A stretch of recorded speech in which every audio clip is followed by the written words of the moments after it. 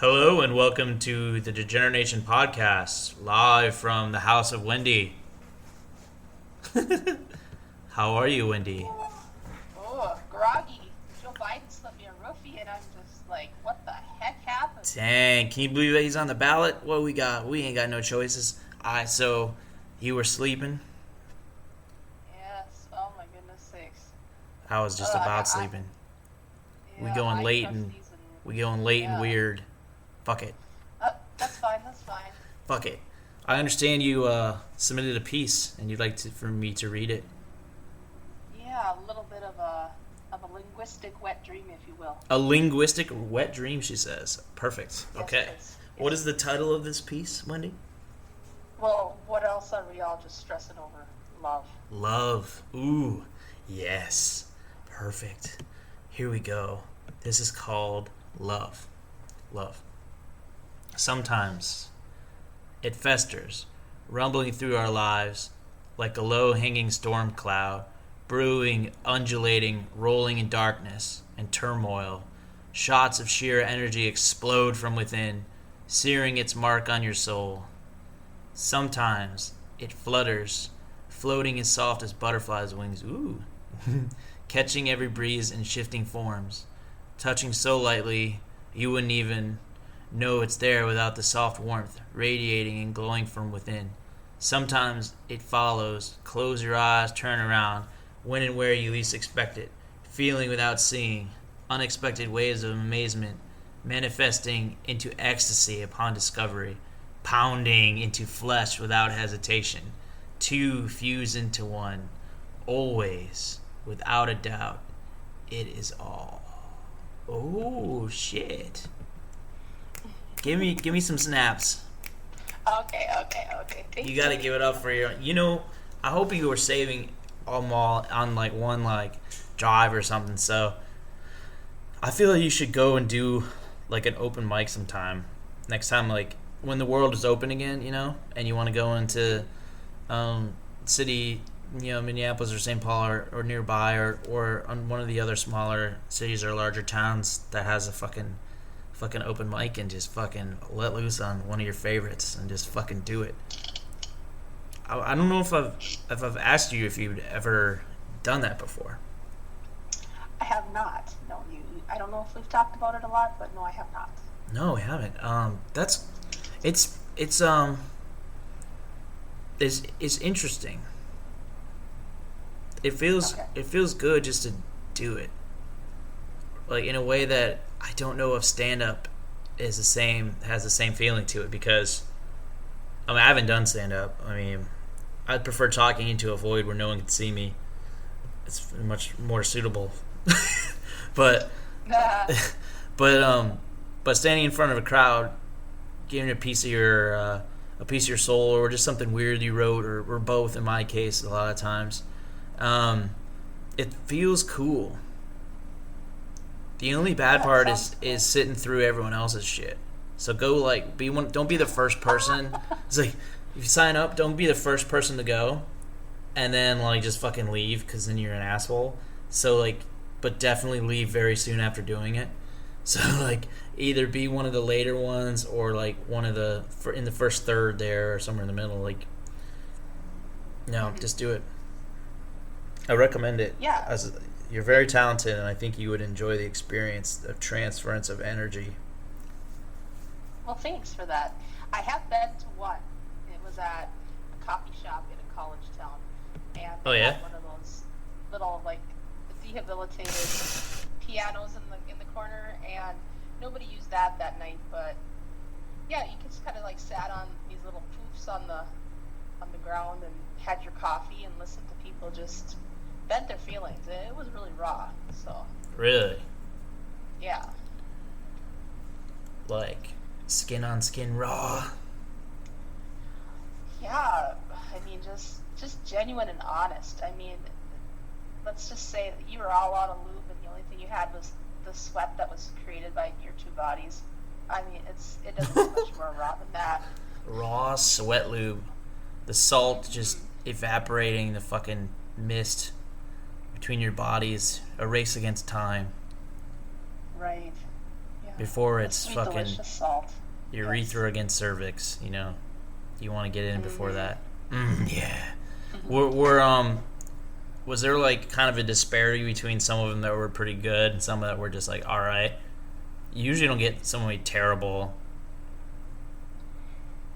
I wasn't so versed in that world that I could distinguish good from bad. So I was mostly just thirsty for the guy I was with, and he wanted to go. So Was that so? That was a while back. it was. It was. Oh yeah. In another world. Yeah, Yeah. I've been to one before. I wrote Ironically, about it though, too. What's that? yeah. Oh, you did write about it? That's cool. No, even though I went in thirsty for the guy, we never did end up hooking up, but which is fine. Yeah. It seems like though at the very end the thirst for him had ebbed, and so maybe the quality of the linguistics went up there. Yeah. Or like someone was talking about their family got fucking slaughtered or something, and you're like, and they're iambic pentameter, and you're like, I don't want to fuck this guy anymore. This is like, I just want to go home and take a shower. I feel dirty. Yeah, the type of shit I write would be something that would like stick with one of the people trying to bang their date, and they're like, I'd be the reason they didn't bang, and that's my only hope as a performer. Okay, so that's your measure of success. Yeah, if I stopped people from banging because my shit was real, then that's a good performance. Aww. What? Wonderful. Yeah, no.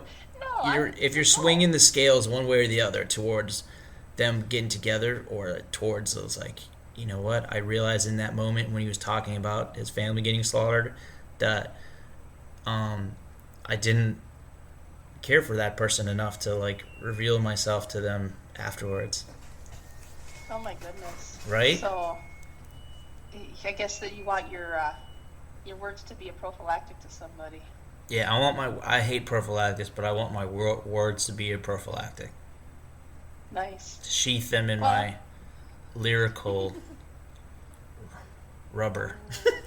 Ooh, I love that word, So sheath. you sheath. When did you? That's right. When did you start crafting pieces, poems, short pieces, or anything else you might have created in secret without my knowledge and consent? Yes, actually, yes. When I was a young degenerate, before I was even of age, and one of my close relations did put a kibosh on it because they exposed it to another one of my relations, and it was like one of the songs, one of those silly songs that you grow up with. Yeah, It's like a parody almost song. trying to be, yeah. It's trying to be Ace Stop's Fable, but it never quite makes it. Yeah. So I put dirty words to it. Yes. I think I was like 13 or 14, and I wrote them down.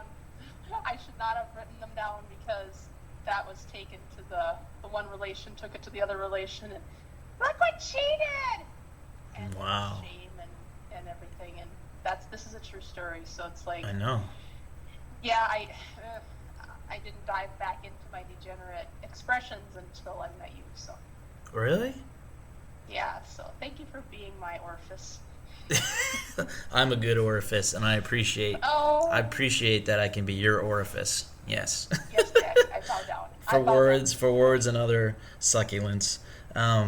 Did you write other things that weren't like quote unquote degenerate-y in between that, or? Yes, Okay. yes. What did you write? A lot more, kind of like this piece, Yeah. but not quite as deep, because I didn't experience love until I was in my early 20s. So when I was a young budding teenager, I would do poems mostly about like things I was interested in, like animals and art and Nice. nature, and just small bits, not anything really long. Yeah. But creative writing has always been, one of my That's one of my fucking passions. awesome. Yeah. Yeah. It's like I How knew about you? I felt good that when like knowing that you liked the pieces I would send because I knew you had an eye for it and like a mind for it, and it means more when someone can like kind of relate to what you were going for or quickly pick Okay, up I on get it that. and maybe have them see something in a new way, or well, that was weird, but my kind of weird, you know. I think I mentioned this before. I wrote a story when I was 5. It's called The Three Brothers, and it was about brothers going on adventures in the middle of the night, and they went and like they fought an abominable snowman type thing, and that's the only part I remember. But it was like it's probably like 20 pages or something. That's awesome. And Yay. I've wrote Galactic Warriors, which I'm gonna continue to read on there, and might re-release it as one giant audio file, and maybe in a separate form.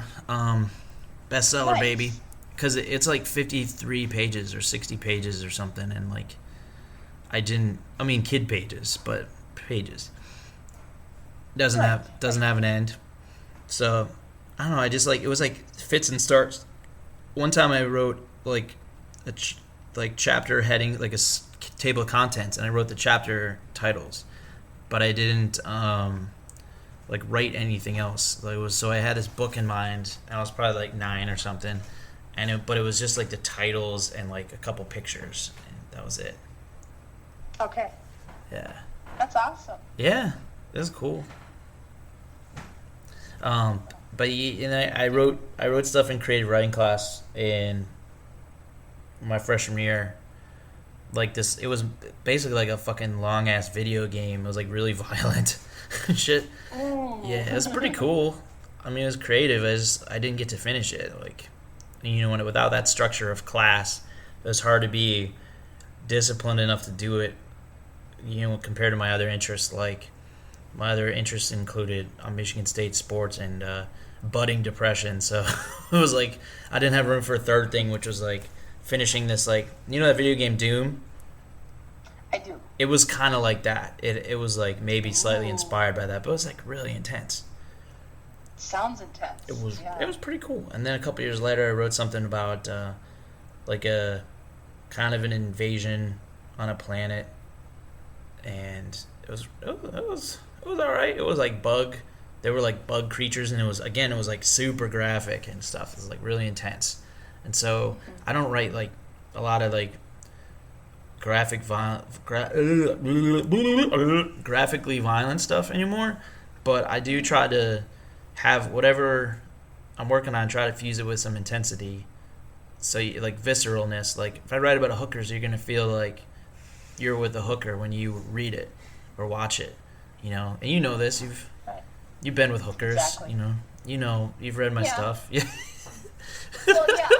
I've been a hooker. I've been with hookers. I've Yeah. managed hookers. Yeah. You don't know it unless you're there.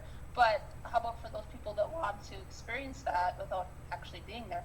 You have to let them in somehow. And Yeah, exactly. It's a beautiful. Yeah. And it's a beautiful thing it's to a do. window to someone's soul. A hooker. Yeah. Like, and there's different ways you can write about hookers, right? Like you could write about what it feels like physically to be with one, about like releasing something you can't with in another context, and like the illicitness of that, and try to make it a little sexy or whatever. Or you could be like talk about like the empty pit that you feel before, during, and after being with the hooker, and what they would feel. You could do from the hooker's perspective.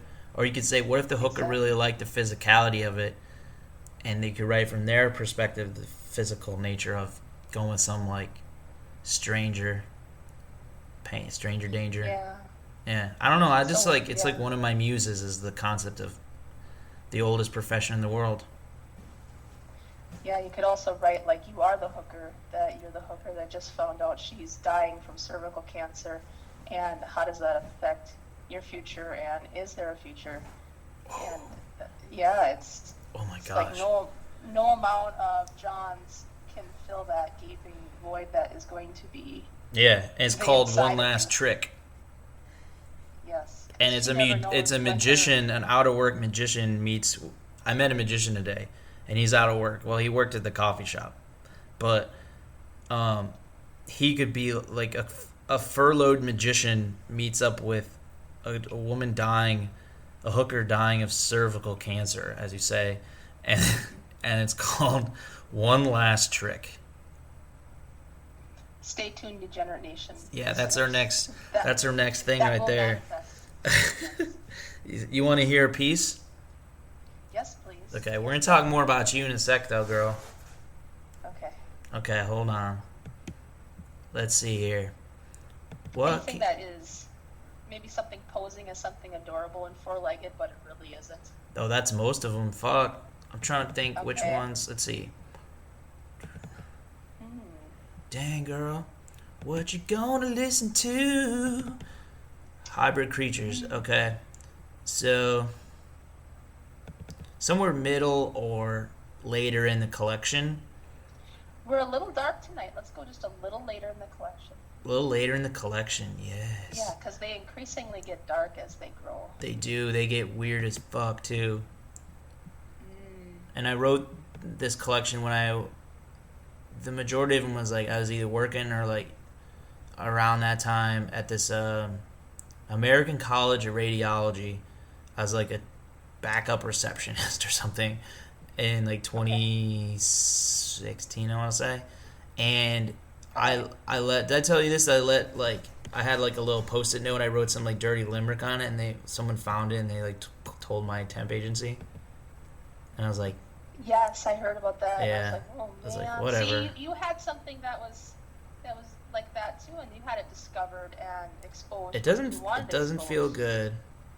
It does not. No. Wow. It's a common thread that binds us. The common thread that binds us. Yeah. So I hope that what you're reading is okay. I'm actually sitting in my car and it's idling, and the engine has a little bit of a vibration, so I'm gently edging. I hope that's... You're gently edging? Okay, I want to edge you with Gently. weird creatures. And, Okay, that's fine. okay, here, I'll do a couple of them, I think. I don't even know how to pronounce this fucking creature I made up. It's a hyena and a pinata. Okay. Oh. It's a hyena. Hyena. I like that. Okay. You ready? Audience, Tunisia, are you ready? Perfect. Hear the shrill manic laugh of the hyena as the birthday child bashes it open. Goopy, nasty guts spilling out onto the birthday child's brand new Nikes. Hear the child scream. Hear all the children screaming and crying, and the hyena's masochistic giggles drowning out the shattered innocence of the children. So many children. Drip, drip, drip. Guts seeping out of the wound, and the laughter continues at a higher pitch with a greater frequency, and the children scatter, fleeing to the arms of their shocked parents. How could they know that the hyena was a living beast full of guts, no organs, just buckets of unconnected guts? How could they know that it loved to be bashed, that it gets off on the bashing, and the laughter never stops? Drip, drip, drip. Ha ha ha ha! It's not a party till the hyena chuckles, and the grimy, sticky guts fall, and the children cry and flee, and the hyena's laughter haunts them in the night, wading knee-deep in guts in their tormented dreamscape. Drip, drip, drip. Ha ha ha! Ha ha ha! Oh, snap. Snaps, dude.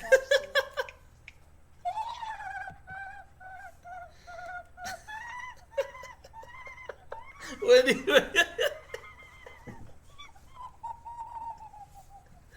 Was that edging, or did you just peek? What? My guts are all out. I just bled to death. You just bled to death? You want to come back to life for one more, or are you good? Should I scoop you up? Let's do it. One more? Okay. Let's see. I'll let you pick, okay? Okay. I don't think I've done Donkeyphant yet. Does that sound familiar? Oh, please, let's go donkey. Donkey? You want the Donkeyphant? Okay. Yes, please. Okay, those are the last few. Yeah, these ones are definitely darker. 'Cause that one is a little bit dark. A little bit dark. Okay. Just a little bit. Just a little bit. Then I want you to be prepared to talk about yourself until I grow tired of it and close up on you forever. Okay. Donkeyphant, minuscule self-esteem, sexualized at an early age, perpetually in false heat. Donkeyphant claims to be sapiosexual, but really is just a slut. Brains or no brains, you want him, you got him. Asshole, mouth, pee-hole, don't matter. Donkeyphant was willing until, during a crisis of conscience, he turned to Scientology. While being audited, he revealed his sexual indiscretions and his homicidal thoughts growing up in the shadow of a stern, emotionally distant elephant father and hypercritical donkey mother, and the constant teasing he faced in school as a hybrid, a loner. Donkeyphant quickly fled Scientology, not for lack of faith. Xenu is divine. Xenu would accept him, but he was too broke to climb the ladder, too poor to kneel before Tom Cruise. And so he ran away to Colombia and joined a freak show, just to be closer to a human girl with tentacles that he met on a Hanging with Mr. Cooper subreddit. Bisexual no more, he craved her and only her. But one night, Colombian teens broke into the freak show paddocks, drugged Donkeyphant, sweet, sweet heroin, and took turns fucking him to learn how to sex, to be men. And so Donkeyphant withdrew from Tentacle Woman, from the freak show, from God, from life. He began abusing cocaine, perpetually hoovering delicious uncut powder through his beautiful trunk. Zooted up all day, drugged and fucked all night. He looked in the mirror one day while waiting for his nightly fuck train and hated what he saw. From trunk to tail, bags under his eyes, giant ears askew, ashamed of being mixed species, a freak, but not even an interesting one, just a sedated fuckboy. Help, help, help!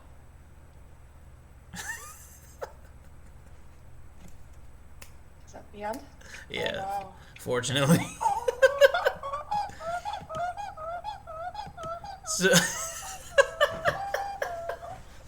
So like,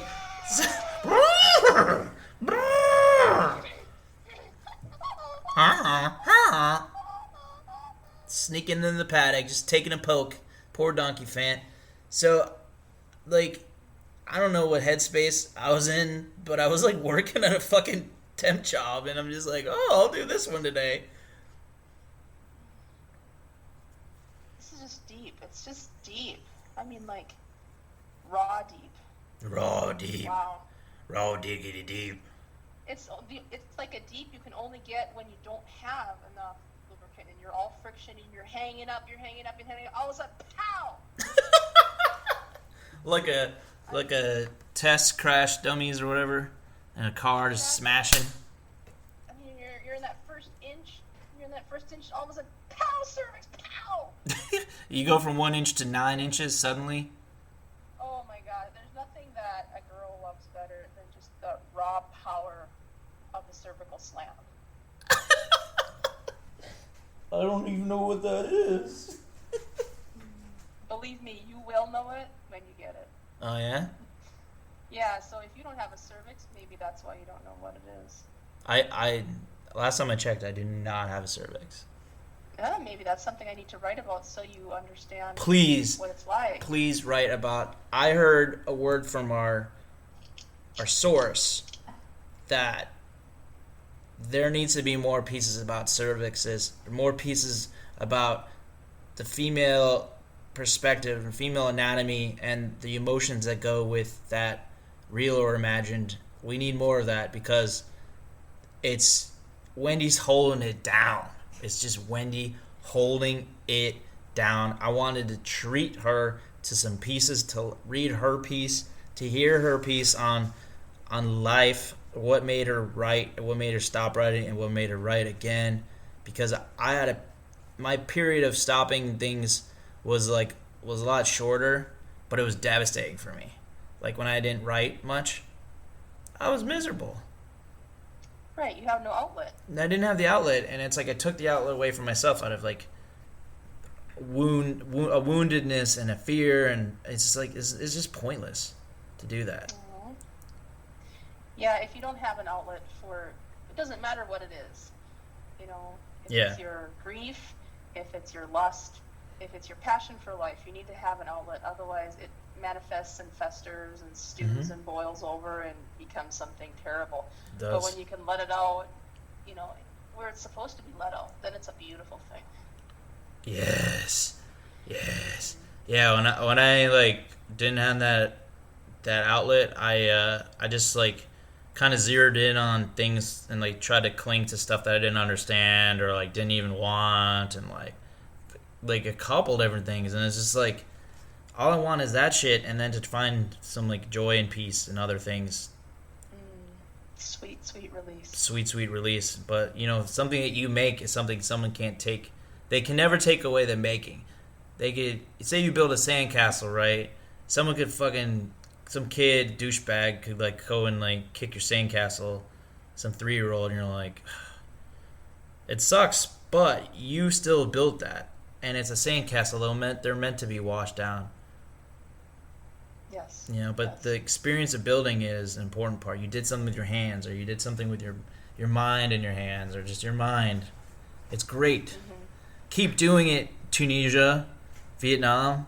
We want to experience you in your mind. So please, where can they reach us, Wendy? Yes. If you want to express something to us and to the nation, please email us at degeneratenation@gmail.com. You can hit us up at Facebook on Degenerate Show or Degenerate Nation. Yeah. Sorry, Degenerate Show is our Twitter. Degenerate Nation Podcast is also another Facebook. Where can they become a supporter of Degenerate Nation? Yes, patreon.com/Degenerate Nation. That's Patreon /Degenerate Nation. Yeah, support the show, support our cause. You can be part of our family. And so we're going to support you, you support us, and you have to have a healthy outlet, otherwise you're just going to implode. Yeah, if you send us an email at degeneration@gmail.com and refer back to this episode 241. Already, wow. Girl? That's right. We will read something that you wrote. We'll gladly read it on air if you want to. We are thirsty. We're thirsty for content, and it gives us a pass. We can just press record and be like, someone else's baby comes to life on the show. Mm-hmm. That's what we want. We want that baby to grow old with us. Nice. Yeah, you like that? Snaps for that. Snaps? Oh, I'm feeling inspired. Yeah, okay. That's right. Yeah, I don't know. I'm pretty inspired now, and I'm pretty edgy, so I think I'm going to go roll a fatty in the sheep pasture. Go roll a fatty. Wait, are you going to like a joint? Sure, let's call it that. Good night, Degenerate Nation and Degenerate World. We love you.